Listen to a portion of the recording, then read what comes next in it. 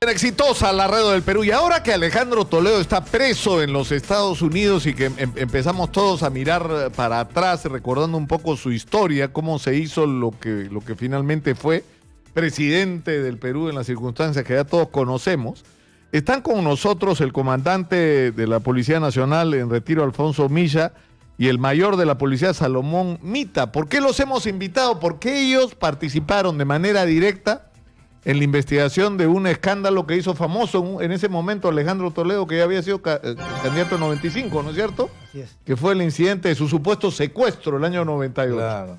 ¿No? Bienvenido, buenos días. Buenos días. Buenos días.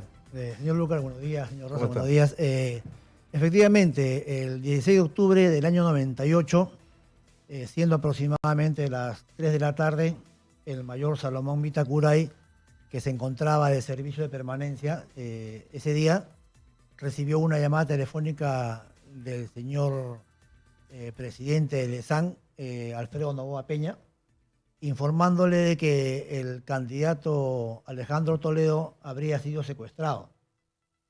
Inmediatamente ante esa situación, el mayor Mita me comunica, porque era el comandante más antiguo de la división, por disposición del jefe de la división de secuestros, el coronel Luis Gabule Huarcaya, y inmediatamente se inició el operativo donde un grupo se encarga de la investigación y 12 grupos aparte apoyan se hizo todo un despliegue, ¿no? Para es que en la rescatar al supuestamente secuestrado candidato Alejandro Toledo. Es que en la división de secuestro, que es una división élite, el trabajo para todos los casos es igual.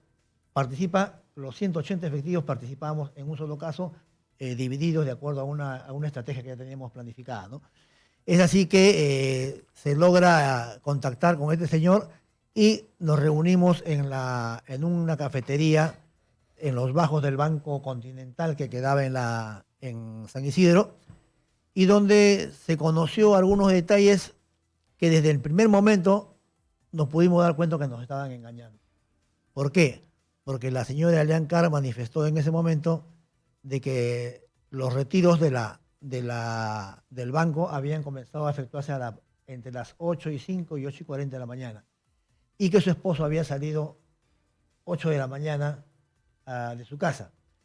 Entonces es imposible llegar de Camacho hacia San Isidro en 5 minutos. 5 minutos. ¿Cierto? Y estar en un hotel con unas féminas, peor aún. Entonces se comenzó a tomar Claro, pero en ese momento ustedes no sabían nada, ¿no? Efectivamente, ¿no? Pero como le digo, nosotros siempre trabajamos sobre una línea de tiempo, ¿no? El pesquisa siempre trabaja sobre una línea de tiempo que permite rápidamente establecer si alguien nos está mintiendo o dando una información falsa. Es así que el mayor Salomón Mita, que estaba a cargo directamente de la investigación, se dirige a la farmacia DESA para entrevistar a las personas, porque los primeros retiros de dinero no fueron en efectivo, sino fueron compras que hacían esporádicamente las personas féminas que estaban con el señor Toledo, que eran 5. Primero a las 8:45 fueron 2, compraron lencería fina, carteras, zapatos, perfumería. A las 11 fue una. Pero lo increíble es que supuestamente estaba secuestrado. Entonces, Sí, supuestamente los secuestradores, además, supuestamente él había salido a trabajar y camino al trabajo lo habían secuestrado. Pero ¿no es cierto? el caso era de que la señora Elian Carr nos estaba mintiendo. ¿Por qué? Porque antes de formular la denuncia con nosotros, ella había ido a la farmacia de esa a hacer un escándalo y a reclamar el dinero. Entonces, cuando ya le negaron que le iban a dar el dinero, recién viene y formula y denuncia el secuestro. Pero los de farmacia de esa lo ve usted, mayor. O sea, usted va a farmacia de esa y ¿qué encuentra? Primero, el 16 le hago un recordar, ¿no? El 16 de octubre del 98 yo recibí una llamada de parte del decano del ESAN, claro, del Alfredo Noboa, el ingeniero Noboa, que ahorita está, creo, al margen de la ley. No sé, prófugo está, creo. Entonces yo recibo la llamada de él y él indica: señor, por favor, les quiero hacer una denuncia porque el señor Alejandro Toledo no se ha presentado a una charla en el Hotel Los Tallanes a las 11 de la mañana. Y estoy con su esposa en estos momentos y parece que ha habido retiros excesivo de la farmacia de esa. Entonces, voy y me dice, por favor, pero entonces acérquense a la unidad, por favor, acérquense a la unidad, le digo, para presentarle. No, señor, nos encontramos en una parte. Ya fuimos. Ya, ahí es donde se produce la reunión en la cafetería. En la cafetería del Banco Continental. Ya, pero estábamos ya en el capítulo siguiente, ya estábamos en la farmacia DESA. ¿Qué encuentra usted en DESA? Ya, fuimos, entrevistamos a la señora, a la administradora y a varios de sus ayudantes, ¿no? Yeah. Entonces ellos indicaron que la señora había ido ya a hacer el escándalo. ¿Y qué pasaba? Que uno de ellos le dice, no, señor, si el señor Toledo es antiguo aquí, antiguo cliente. Y que el señor había estado del día anterior, había estado en los hoteles Queen y Melody. ¿Y quién les da esa información? La señora de la farmacia. ¿De la farmacia? En la farmacia. Y los señores que iban a llevar para que firme el voucher, el señor Toledo, al Queen y al Melody. Donde habían chicas que le hacían un show, ¿no? Que le hacían... Qué cosa increíble. O sea, se hacían las compras, le llevaban los vouchers hasta los hoteles, ahí Toledo firmaba. Y ahí los trabajadores tenían contacto con Toledo, o sea, le veían a Toledo.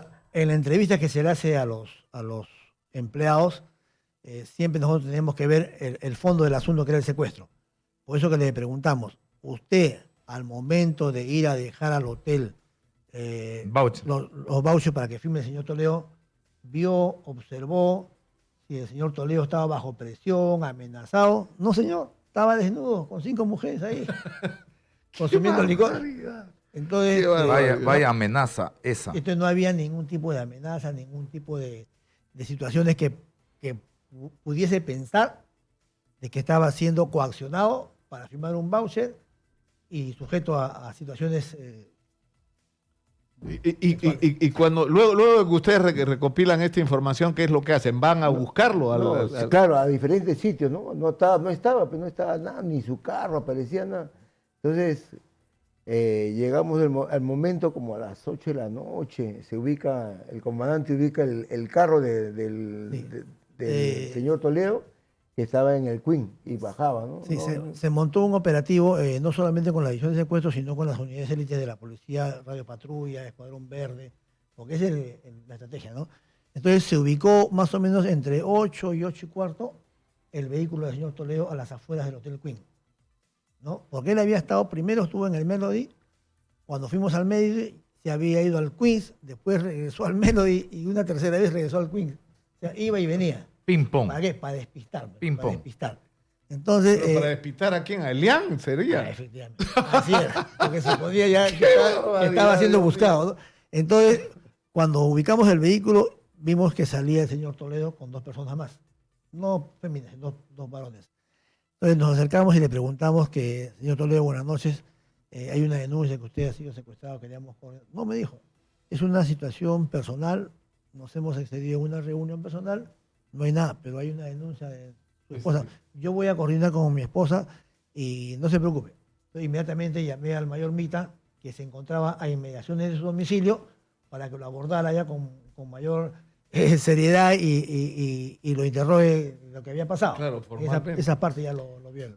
Entonces yo estaba en las inmediaciones de su domicilio, ingresamos con él, me dijo, me presenté, yo soy el mayor Mita, venimos de la división de secuestro por una denuncia que ha hecho su señora esposa con el decano del señor Novoa.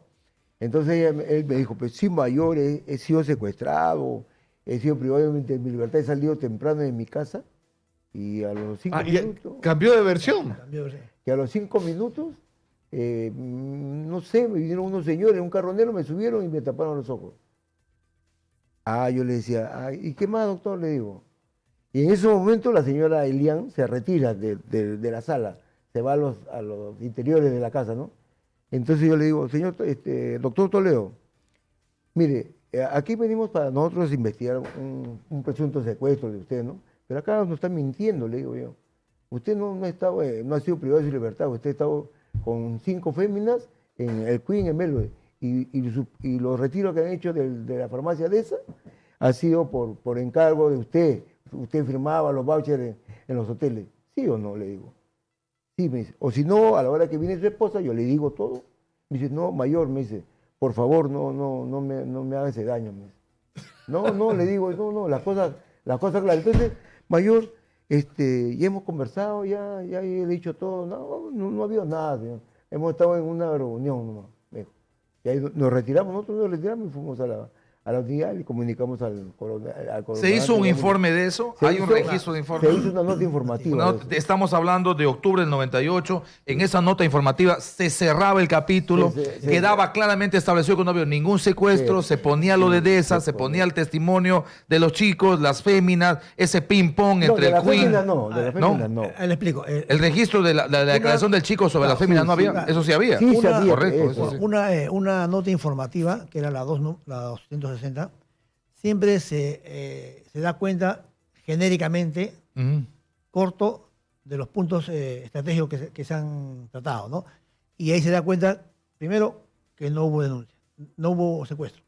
Segundo, de que era un tema personal y que no había delito alguno. Ahora, Elian Karp sabía esto. Claro, antes de la denuncia. O sea, sabía perfectamente que lo que había pasado es que Alejandro una vez más se había mandado de juerga y se había perdido. Pero la pregunta del millón es como si en octubre, 16, 17, por ahí, ustedes cierran el tema, como 2 años después, 3 años, sigue vigente la farsa de que eso fue un secuestro y mucha gente terminó creyendo a Toledo. Le explico.